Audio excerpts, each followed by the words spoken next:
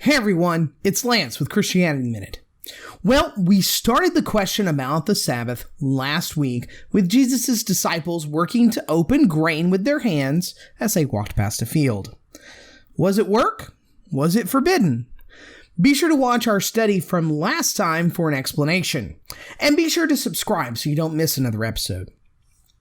Continuing that thought, Jesus is about to do something remarkable on the Sabbath, and the priests are waiting to call him out for doing work. Let's read and see how Jesus handles this really tense situation. Luke chapter 6, verses 6 through 11. On another Sabbath, he entered the synagogue and was teaching, and a man was there whose right hand was withered. And the scribes and the Pharisees watched him to see whether he would heal on the Sabbath, so that they might find a reason to accuse him. But he knew their thoughts, and he said to the man with the withered hand, "Come and stand here." And he arose and he stood there.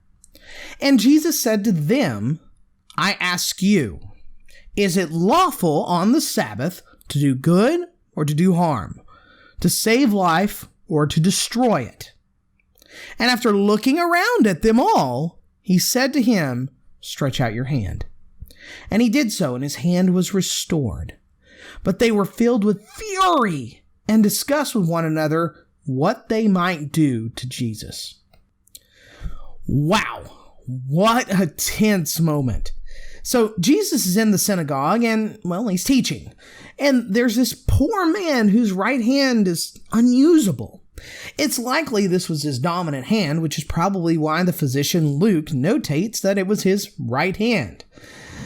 This would mean that he was pretty useless as a laborer, and he would have a lot of trouble putting food on the table for his family. His life was severely stunted because of this hand. Was it maybe severe arthritis, maybe an accident, some kind of disease? We don't know, but the hand was useless. So the priests are waiting with bated breath to catch him healing, which is doing work on the Sabbath. Jesus isn't about to let this man leave without helping him. This man was in real trouble and was in serious need of help that only Jesus could offer. Jesus calls the man over, and before he heals the man, he asks the priests a question that cuts them off at the pass. "I ask you, is it lawful on the Sabbath to do good or to do harm, to save life or to destroy it?"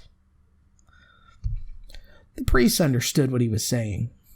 But I really like how Jesus puts it in another instance of a similar incident in Luke 14:5.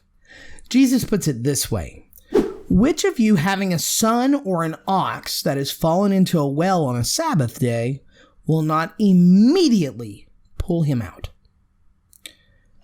Jesus uses an illustration that's a little less abstract here that we'll use to understand what he's saying in Luke 6. So it really makes sense to us that if a child falls down a well, you're going to get him out. What's that you say, Lassie? Is that work? Absolutely.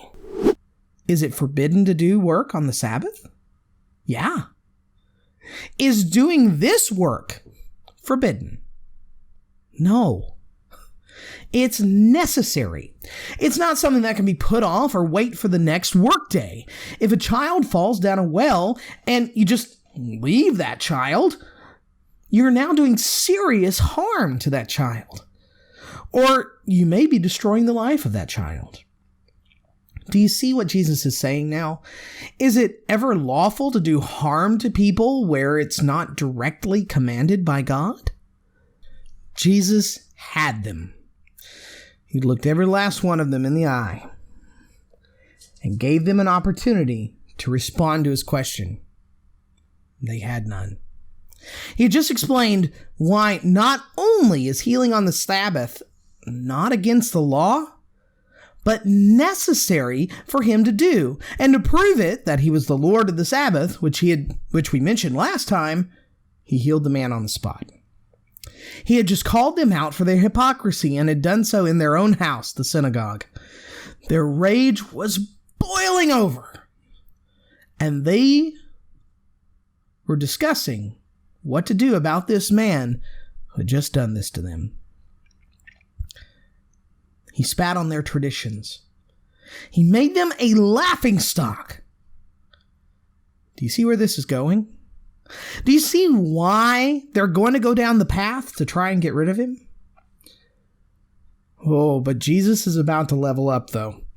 The next step is to become even more organized, and his popularity is about to start to skyrocket. In the narrative, Jesus is about to deliver his first major sermon recorded in Luke. Be sure to like and subscribe so you don't miss the next episode. Feel free to share any part of this video, and if you'd like to donate, there are links in the description. If you'd like to keep learning more, check out some of my other videos on your screen, and I'll see you next time right here on Christianity Minute.